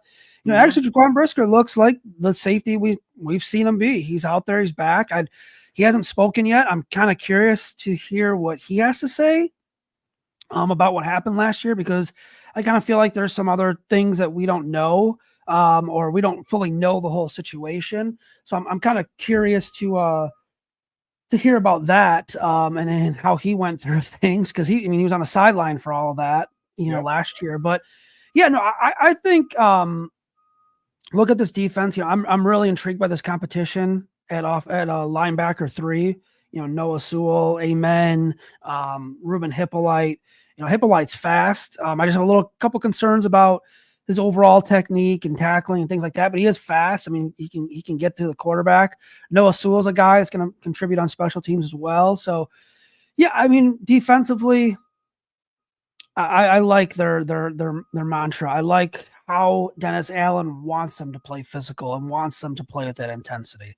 Quote unquote violent in a way. Yeah, I want him to be violent too, and we haven't talked since the draft, I don't believe. Yeah. Guys, this draft's already been a month away. Isn't that crazy? Literally over a month. Yeah, it's I know. 5 weeks. That's crazy. Time flies when you're having fun, huh? Man. So give me your thoughts on our first round, our first round pick, Colston Loveland. A lot of people thought the kid Tyler, the kid out of Penn State was the guy.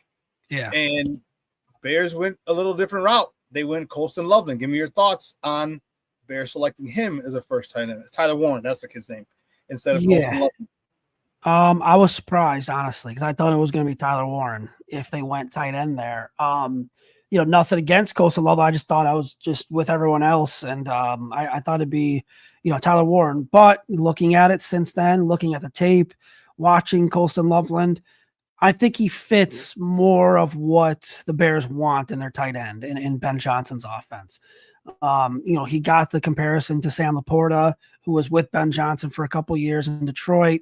I think he's a more natural pass catcher. And his stats were down in Michigan, but you watched Michigan last year, you could pick any game and you'll see the quarterback missing open guys. They just did not have a good quarterback. That's just what it was. Once McCarthy left, it was, it was pretty blah. And they became a run heavy team. I think Loveland will fit well. I think he'll be a good complement to, him and Cole Kmet would be good complements to each other. I think he'll be the more of the receiving guy to start off with. The thing about him though, is he's hurt right now. He's still recovering from that surgery. And I'm not panicky or worried about it. But I do get a little PTSD when guys that are rookies miss time in the offseason. Yeah. As a rookie, you're already behind. That's just the reality of the NFL. You're already behind. You can work as hard as you want, but you're still going to be behind until those games start. If you miss training camp, you're even more behind. I mean, look at Kieran Amagaji last year. He missed training camp and struggled. I hate Kevin White. I mean, I'm not saying this is Coastal Loveland's Kevin White, but we kept hearing Kevin White, soft tissue. And then the next thing you know, it's, well, yeah, he's got a pretty serious leg injury, and he's probably not going to play at all. So I don't think it's there yet for Coastal Loveland. He will be at training camp. He's been at the building. I've seen him. He hasn't done anything. He's doing more of the mental stuff now, like kind of going through the playbook, the reps while they're out there, things like that. I hope he's ready for training camp. Because I really like what he could bring. I don't want to say he's going to be Brock Bowers. I think Brock Bowers is a crazy unicorn type of tight end. But he kind of gives him more of a Brock Bowers feel than Tyler Warren does in terms of his receiving ability. I'm looking forward to what he can do once he gets out there. And here's the thing, though, is he doesn't have to be Brock Bowers. Brock Bowers was the only offensive force that the Raiders had. Yeah. You don't have to do that. No. And that's the great part about it. Is they're not, you have to come in saying, oh shit, I got to get 800 plus yards. It's not it. Yeah. Right? You have DJ Moore, you have Rome Odunze, you have Luther Burden, who also doesn't have to worry about being the top guy because you got DJ Moore and Rome Odunze. You have a chance to come in, slide in, okay? And I wouldn't say fly under the radar, but man, obviously you gotta if anyone gets double teamed or shaded, it's toward DJ Moore. Yep. Now that leaves advantage most likely to Rome Odunze. He's an advantage to Luther Burden, and then tight ends. I mean, because you can't if you're gonna shade, you can't shade anyone else except DJ Moore. Yeah. You can't do that. There's just no way. And no disrespect to Rome. Rome's not there yet. DJ's a guy who's done it. 1,000 yards, he made 6,000 yards, almost 7,000 yards in 7 seasons. Come on, man. This dude is a stud, legit stud. Yeah. You have to go to him. Opens up the doors, and I think it's going to help them not being the main focal point of this offense. And I think that allows them to grow, allows them to make mistakes. Okay, because all right, you're covered, you ran the wrong route. I got other guys, I got veterans who are playmakers that I can go to, and we can still be successful. So I like that. The more tape I watch of Colston Loveland, I love it. And they said they started recruiting him, or they started doing work on him 2 years ago, which made sense. Yeah. And they won the national championship, and you had a quarterback in J.J. McCarthy. You saw what he could do. You're like, oh, shit, this guy's coming out. If, this year, next year, I think he had to wait till this year. Man, this guy comes out, we might have a chance to get him. And they loved it. And you talked about this, the quarterback situation was bad, so I was happy with it. What about that freaking, how big is that dude, man? Ozzie Trapillo. He looks like a freaking, oh, my God. There's a picture of him on the coach. The coach is like this. Look at him. Yeah, he's a big guy, man. He is. He's tall. He's huge. He is. Yeah, he's. I'm keeping my eye on him too, because he's getting. They split the first team reps obviously with Kieran last week, and now Ozzie got it this week. So that's kind of a battle, and Ben Johnson talked about it. When Braxton comes back, there'll be a little bit, musical chairs. I'll try to find the right guy at left tackle. But when you draft Ozzie Trapillo, second round, I believe he was, you're expecting him to contribute right away. Those are valuable picks. Like you don't want to waste a second round pick and not have him contribute right away. So yeah, it wouldn't shock me if he was right there, wins the job, or comes really close, being the backup. I'm very interested to watch him, and because I think he's a very smart football player. I think there's a couple limitations he might have in terms of technique, but I think he's very smart. I think having some smart in you can help you get by some of those limitations as well. Did you notice? Someone else had mentioned, I wanted to see if you noticed it as well, that he's a knee bender and he doesn't bend at the waist because he's tall. He's 6'8". Yeah. He's a freaking monster. And you look at it, and when you bend it, if you're a waist bender, okay, that throws your balance off because now your weight's over your toes. Okay, it's easy for a push-pull. It's easy for a swim. It's easy for a lot of things for defensive ends to get around you. I've heard from a few people, and I want to see if you noticed it, that he was a knee bender. Where in the fact that he bends, he squats at the knee and not at the waist, which allows him to be on balance more and allow him to take and deal with push, pull, swim, rips, spins, and all these other things because he's on balance. I haven't really noticed anything like that at practice. It's also really tough because, they're going against the defensive line, but it's not what it is in pads. Full go. Got you. Yeah, it's not full go. I feel like in these practices, you're more hand fighting, blocking with your hands a little bit more than anything else. From what we can see, because we're always at weird angles too. Like we don't get to follow the play essentially all the way down. So no, I haven't really seen that just yet. But it's interesting. I will take a look at that when the training camp comes around. Maybe I'll go back and watch some Boston College film. I talked to someone who covered him at Boston College, and they literally had nothing but great things to say about him. They think he's going to be a starting left tackle in this league or right tackle eventually. I like the fact what I've been reading was that he's got a little bit of an attitude, and I like that. I like that a lot. And we had a guy like that in Tevin Jenkins. Unfortunately, he just couldn't stay healthy. But if you get a guy like that, when you get a guy like that, and he looks like a nice dude, just a real smiley guy. Like he don't look hardened or jaded. No. You know what I mean? Like some guys look baby like face. You come from the hood and you look like, oh shit, I'm not gonna mess with him. He looks just like a nice guy. But man, it seems like from a lot of accounts, he flips that switch, and it's similar to remember Eric Williams, the guy on the Dallas Cowboys. Yeah, that dude was. Troy Aikman. That was and Emmitt Smith. That was one of the best offensive lines in the history of the game. Yeah. Because they had dudes who were athletic across the board, from Eric Williams to Larry Allen to Stepnowski to Nate Newton. Did I say Larry Allen? Allen and Newton. Yeah, you know what I mean? All those guys, all of them had an attitude. And this is what you want. If he wins that job, how great would that be that your backup is the guy who started in the NFL for 3 years? How crazy, how great would that, to talk about depth, that's great. So I'm looking forward to see how that plays out. Because to me, that's the most important thing. The heck with Caleb. We saw what happened last year. Caleb had, and my guy is a big Caleb guy, Mr. Shorty. Caleb had 30. I'm going back to look. He had 3,541 yards, 20 tutties, and 6 picks. That's with a shitty offensive line getting sacked 675 times. Yeah. Right? Imagine if he doesn't get sacked 675 times, where those numbers can be. And that's what's exciting to me, because if that happens, that run game gets going. And if that run game gets going, holy cow. Speaking of the run game, give me your thoughts on Kyle Monangai, and do you think they're going to go bring another running back into the fold?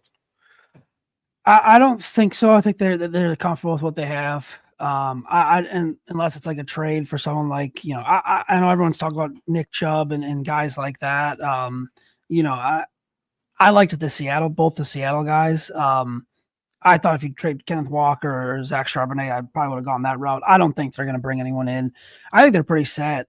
We know they wanted to trade up. They really liked Travion Henderson, but he went right before to the Patriots. So yeah, I think it's going to be I think it's going to be Swift.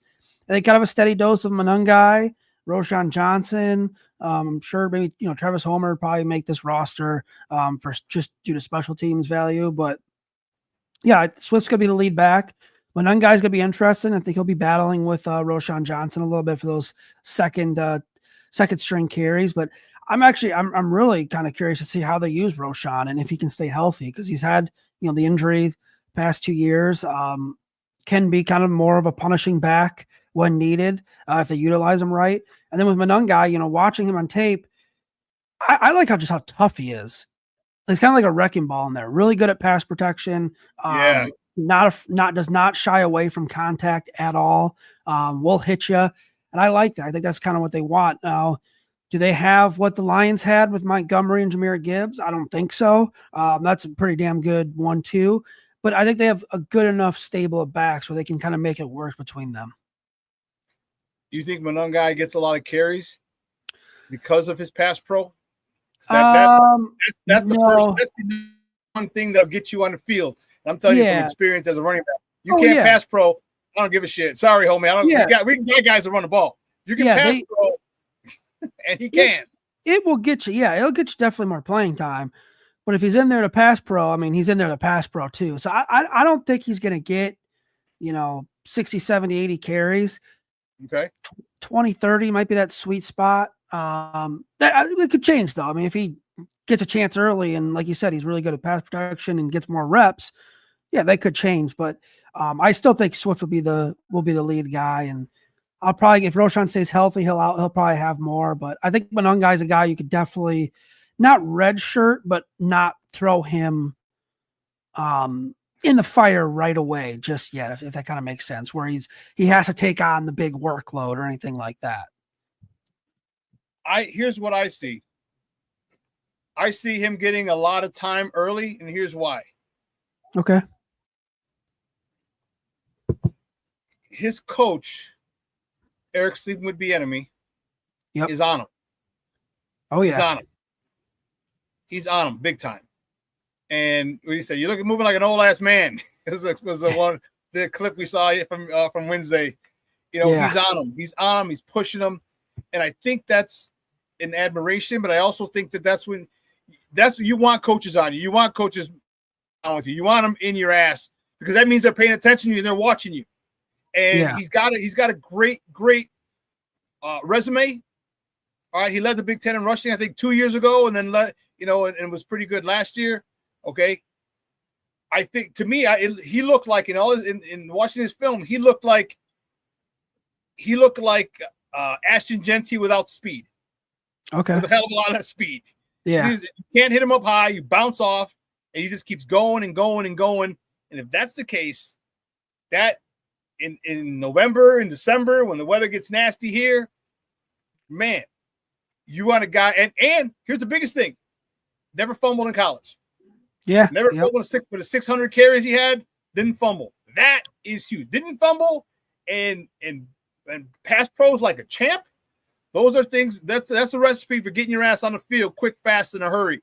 And and I said the coup de grace, the buttermilk icing on the cake is that Eric Bieniemy's on him all the time. Yeah, and that's why I think he might get a lot more reps, more than a lot of people think. I'm not a big fan of Roshan Johnson. I wanted to be, but he just runs too scatterbrained, like he's looking for contact. Like he doesn't when he hits the hole, he doesn't hit the hole and go. He hits the hole and tries to see someone. He's like he's too lateral, too shaky. Like, dude, stop being shaky. Get your ass through the hole. That bugs the hell out of me. But he's a tough guy. We need that short yard, that 1 or 2 yards. I like it, but I have a feeling that Monungai is going to get a lot of tick and probably gonna leapfrog Roshan Johnson. Yeah, we'll see. I don't think that's anything. Like, I wouldn't be surprised if that happened. I don't know. I feel like with rookies we gotta give them a little bit of time, but we'll see. I think he'll definitely play a part in the offense. Defensively, well, back to Shamar Turner. Give me your thoughts on him. How's he look good in shorts and a t-shirt? How's he looked? Because I like him. When he punched that dude in the nuts. Yeah, that clip that went viral. Yeah. Yeah. All right. Give me a guy like that. First of all, stop getting blocked. But it happens. Offensive linemen will get you. You'll get them. They'll get you. It happens. Yep. I like guys who I have to draw back from the edge. Like, all right, you went too far. I don't want to have to push a guy to get there. I'd rather have to pull him back and reel him in. Give me your thoughts on how has he looked, because he's the guy I think is going to benefit the most from Grady Jarrett being there, because they're very similar. They're nasty, they're violent, and they have motors that just don't stop. They get to the running back or the quarterback, they get there in a not very good mood. Yeah, I had them in for a pressure last week indoors. With the rotation on the offensive line, or our defensive line, I'm sorry. I think it's going to help them because he gets to learn from someone like Grady Jarrett. He gets to learn from Andrew Billings, Gervon Dexter. I like how he plays. Watching his film at Texas A&M, like I said, I go back to plays violent, plays physical. He's not, scared of anyone. He doesn't like offensive linemen. He told us that in his first draft press conference. So I like that guy on my team. I really like a guy that can have that nasty attitude in a way and kind of play physical. But yeah, no, I'm excited for him. So far, it's tough with the shorts and then the t-shirts, but I think as we go with training camp, he could be a guy that, could surprise early on and become a fan favorite out there. Talk to me about what do you see what I'm seeing, and that is they're starting to get, I don't want to say jag back, but they're starting to get violent people on the offensive and defensive lines. Yeah, which they should have been doing in the first place. Kind of crazy idea, huh? Yeah, they should have been doing that in the first place because they kind of needed that violent play. I mean, they had Tevin Jenkins, but other than that, like, who else really on that line was kind of like that, offense or defense? There wasn't much. Yeah, I would have liked, to build the offensive line, defensive line from the start like that. But, they also don't want to take they don't want to take a risk. They don't want to take someone like Jalen Carter, who kind of has that mentality and, and can play physical like that. So, yeah, I would have preferred that earlier on, but I think they're starting to trend towards that. And I think Dennis Allen might be a reason why in the defensive line. You get a veteran like, Grady Jarrett, who's been around the league and play like that. I think that's a positive as well. So, yeah, I do think they are starting to kind of build like that. And I think that's awesome if they do that, because of it sets a tone. It sets the type. You get big guys who are violent and adamant about being disruptive. Man, that's just great for everybody. Give me your thoughts before I let you go. Give me your thoughts on Zack Frazier. He's a guy he's an interesting cat. He's kind of tall. He's kind of long, really fast, long and lanky, and kind of the type of guy you want if you're going to go man, which, we assume that Dennis Allen's going to do a little more. We know Jalen Johnson's got one side locked down, but does Tyreek Stevenson haven't had that other locked down, or is that a position that's up for debate? No, I think Tyreek's got it right now. Okay. I'd be a little shocked if he didn't. I know the stuff last season, and there's talk this offseason about, him, potentially a spot being up for grabs. I think they're going to go with him in that second spot right now.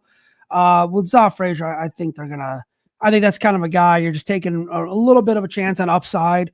Maybe sit back and learn a little bit from Jalen or Tyreek and kind of come in a pinch. They still have Josh Blackwell, who, can play at the nickel, can play on the outside.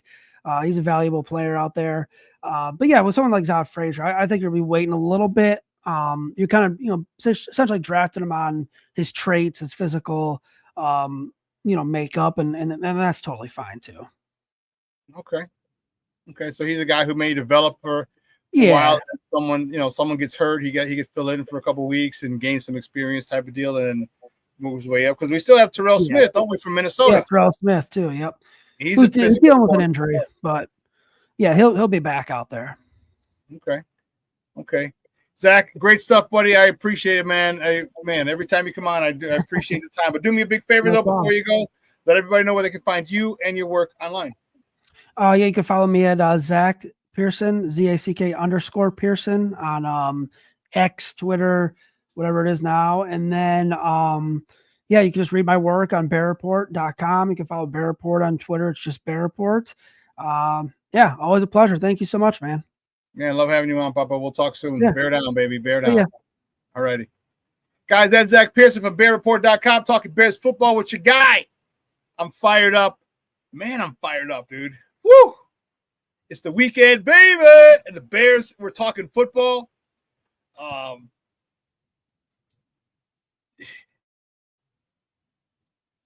You know, to deal with, and here's what people talk about. You know, Cornelius and Shorty are big Caleb guys. And I think here's the thing. For me, I don't think he had a bad year. I think he should have had and I understand, and here's what, he missed a lot of receivers. Right? There are plenty of times that he missed open receivers or tried to force it to roam his guy. Okay. And when people said this is the best situation that a rookie quarter, number 1 overall pick has ever stepped into, what they meant was the weapons he had. So if you look at what he had, look what happened. He was sacked 675 times. Okay. And still had 3,500 yards. Well, that's because you're throwing to DJ Moore, Keenan Allen. Okay, Rome Odunze didn't throw the Cole Kmet. That's for damn sure. He was able to use those guys as they should have been used. Now, I anticipate him with this new offensive line. I anticipate him being a 4,000-yard passer. The Chicago Bears' first 4,000-yard passer, because he's got to do better with a offensive line. He's got to do better. Okay, throwing the ball away, and they're going to do better running the ball. Okay, they're going to do better running the ball. You run the ball, we all know how it works. You run the ball, and that game opens up big time. So my thing is, I want him to get more proficient and efficient in hitting checkdowns. I want him to get more proficient in hitting crossers. You don't have to go for the big play all the time. That was the thing that everyone yelled at Justin about. He's always going for the big play. Well, Caleb's got to understand, if you get a crosser, you imagine Luther Burden coming across the field, a shallow cross, give it to him and go. Luther Burden, who led the NCAA in yards after catch, that's what you want to hit him. Rome Odunze, who led the NCAA in yards, period, the year before. There's no excuse now.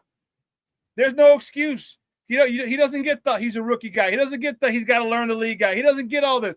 He's had that. He took his lumps, and the areas that needed to be upgraded were upgraded. They brought in more weapons. They brought in protection. They added on the defensive side of the ball. No, Foster, not potential weapons. Weapons. Not potential weapons. Weapons. You don't draft a tight end, 9th, 10th overall, or 12th overall, excuse me, and have him be a potential weapon. He's going to be a weapon. So he's got to hit these tight ends. For some reason, he put Cole Kmet in the back of a milk cart, just wouldn't throw to him. The year after Cole Kmet has his career year. Got to hit these tight ends. So he's got everything now. He had a lot last year, but now the aspect he's got to take the singles and the doubles, and not always get to go for the home runs. Because guess what? Those singles and doubles, they move the sticks. Those singles and doubles, they keep the defense on the field a lot longer. Those singles and doubles, they fatigue and they allow you to get more plays. So now you can kind of see the more plays you run as a quarterback and as an offense, the offensive coordinator gets to see, the quarterback gets to see. Now I can see where your weakness is. Now I can see where you like to cheat. Now I can see who I can pick on.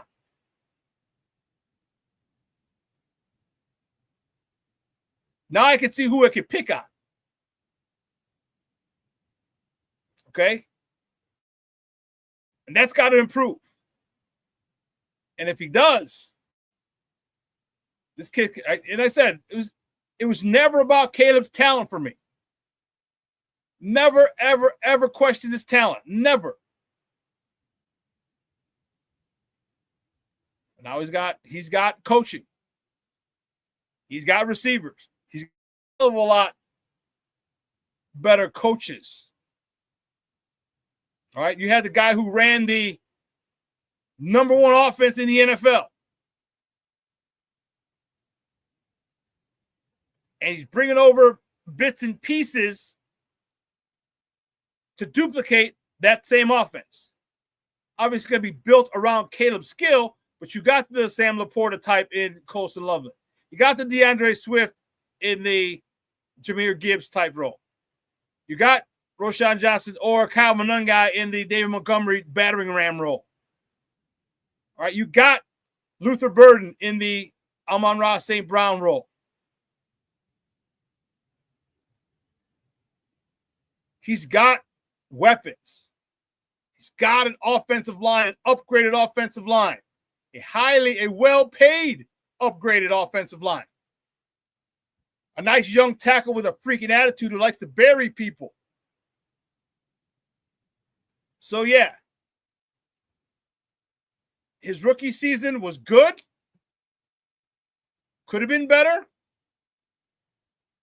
But under the circumstances, I don't think anyone could have done better under those circumstances that he had to deal with. Now that his circumstances have improved, those numbers should improve.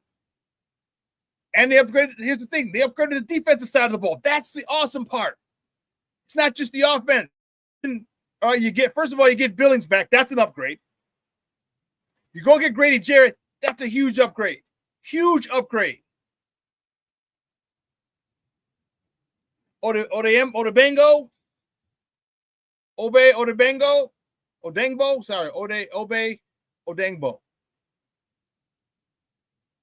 Okay, then what about the step up, the step forward for Austin Booker?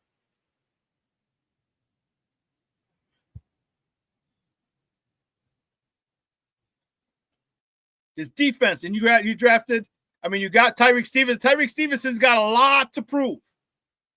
He's got a lot to prove. I don't care what he says.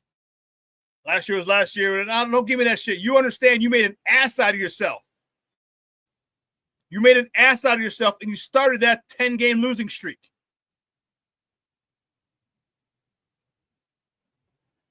Started that shit. He needs to have a big year. And then you still got Terrell Smith. You got Zay Frazier. Or you got Zah Frazier. Guys who are challenging for that spot. You better have a breakout year. Because if you have a breakout year, guess what? Now we have 2 Pro Bowl cornerbacks.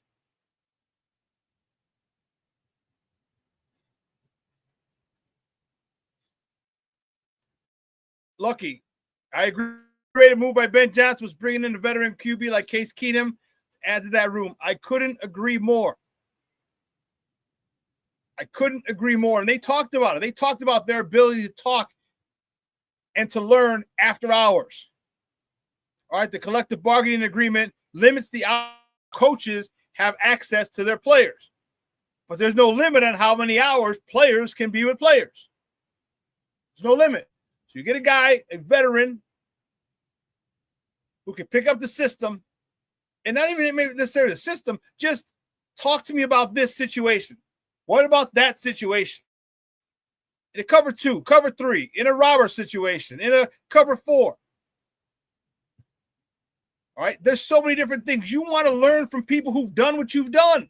He's been in this league for 12, 13 years. And no disrespect to Tyson Bagent, you haven't been in the league 12, 13 years. You're in there 1.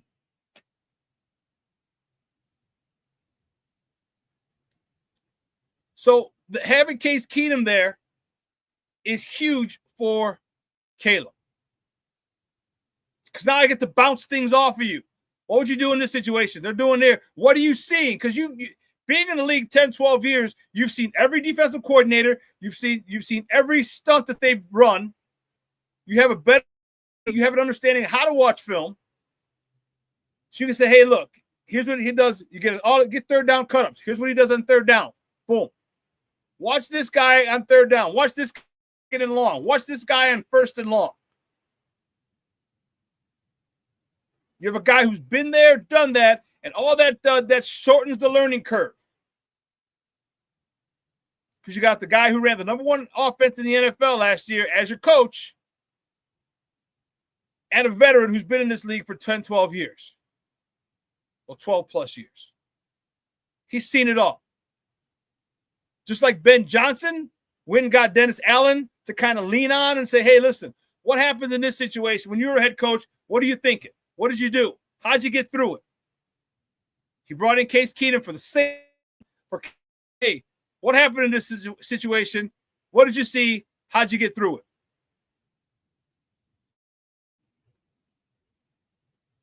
Ben Johnson, by every move he makes, shows us how smart he is. You know the old saying, if you want to be successful, hire people smarter than you.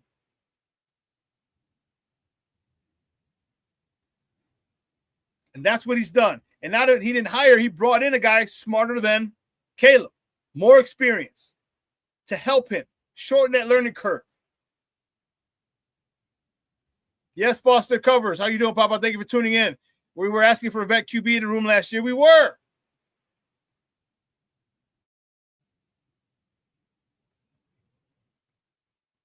Kimboko, well, you're a fool. Nobody holds a tablet like Tyson Bagent, Sean. Nobody holds a tablet. He's a Pro Bowl tablet holder.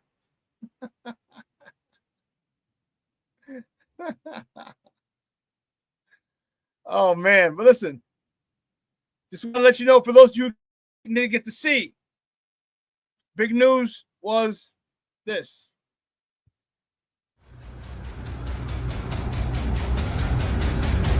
Welcome to the circus.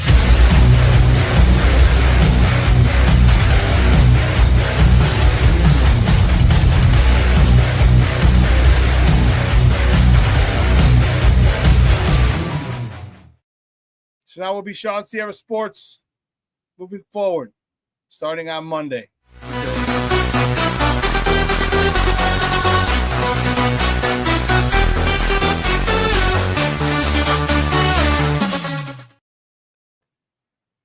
We'll be Shawn Sierra Sports moving forward. We're going to have a lot of cool things in the works, and I can't wait to roll them out and unveil them to you.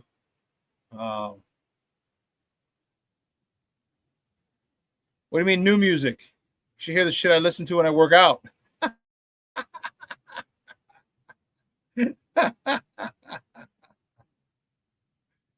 Give me some Rammstein when I work out, dude. Stop it, dude. Sometimes they'll ask me, and I'll just say, and there needs to be a Spotify or Spotify station. I know they have a workout one, but it needs to be hardcore rap, gangster rap, or metal. And metal. They have a rap and rock one for Spotify, but give me rap and hardcore metal. Where you want to, I'm going to kill your mom, I'm going to kill my mom, that type of stuff. Dude, Rammstein, if you guys remember Triple X. Opening scene, when that guy's running, he's getting chased, he goes into that club, and that song, Bang Bang, that's Rammstein.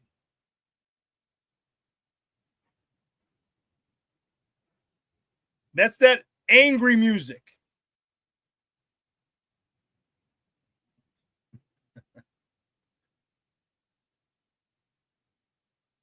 Sean, that's fucking hilarious.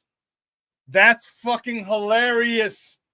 Mashawn, Greg Sierra Sports. That is awesome. Mashawn, that is awesome.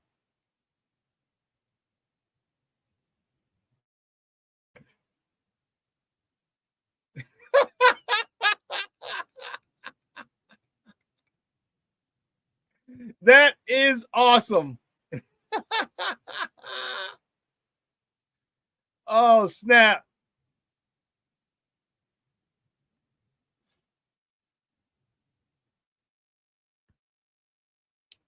Hey, Mashawn, I could throw house music in there too. I could throw house music in there too. But it depends on the workout. If I'm doing heavy lifts like we did today, we had heavy deadlifts. We had 3 sets. First set was a 5 of 70% of your max. Second set was 5 of 80% of your max. 5 plus, minimum 5 of 90% of your max. I don't know what my 90% of my max is. All right, I don't know.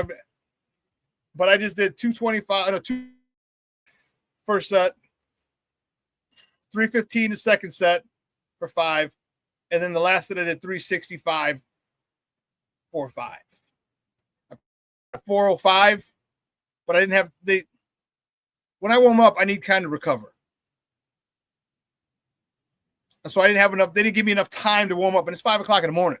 So my body's not even up completely. So I just did 365 for 5 reps. But some heavy, like I wanted metal today. They had rap on today, which was good.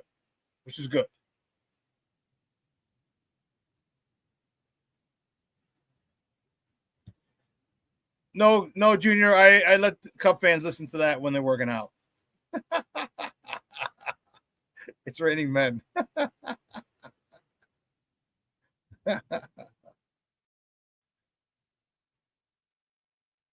In a deep house, we have like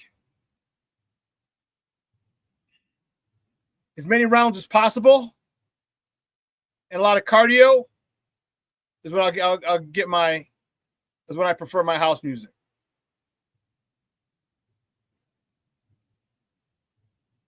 And no, Mondo. Sorry, I'm not a Swiftie. And I'll leave that to Cub fans. I like some of the names you guys. Shorty, Super Greg. Oh, that's hilarious.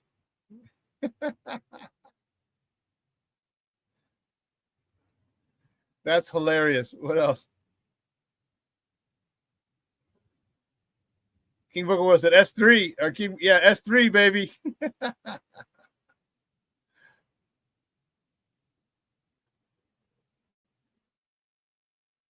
Yeah, good stuff. Hey, listen. Great stuff today. I wanted 2 hours is coming and going. I want to thank my guest, Zack Pearson, for coming on, talking Bears football with your boy. All right. And just a recap, the news.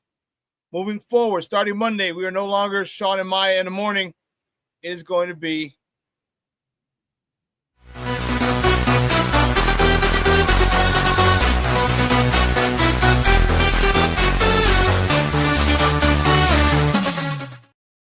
Shawn Sierra Sports. So listen, guys, get out there, enjoy the weekend. It's beautiful. I know it might rain today. All right. But still, get out there. Patio season. I got a house music fest to go to tonight. I got a friend's birthday party to go to tonight. I have a family party to go to tomorrow. Maybe that same house music festival again tomorrow. All right, and then figure out maybe a brunch on Sunday. Summertime Shy is here. Get out there, enjoy it. Spend time with your family, friends, and loved ones. Do me a favor. Let your loved ones know you love them because tomorrow is promised to no one. Remember that. Summertime Shy is in full effect. Memorial Day is the unofficial start of summer. And, man, the weather's going to be nice, so get out there. And I'm telling you, make some memories because many of us here have a lot more years behind us than we do in front of us. All right? So make sure we live those to the fullest, create more memories, okay, instead of regrets. All right? 12:15 today, Lakina and Sid, Second City Sports. And then tomorrow, the Smoke Fellas at 11 o'clock, 11 a.m. to 1 p.m. Make sure you tune in, see Damani, who's in the chat, and the rest of the Smoke Fellas with Ben and Kevin and DY, Angry Man, and Pat. All right, see them tomorrow, 11 a.m. to 1. So from everyone here at Sports Zone Chicago, guys, I'm your boy, the SuperBack, Shawn Sierra. You have a phenomenal weekend. All right? I will see you on Monday. For Shawn Sierra Sports, your boy, the Superback, I am out.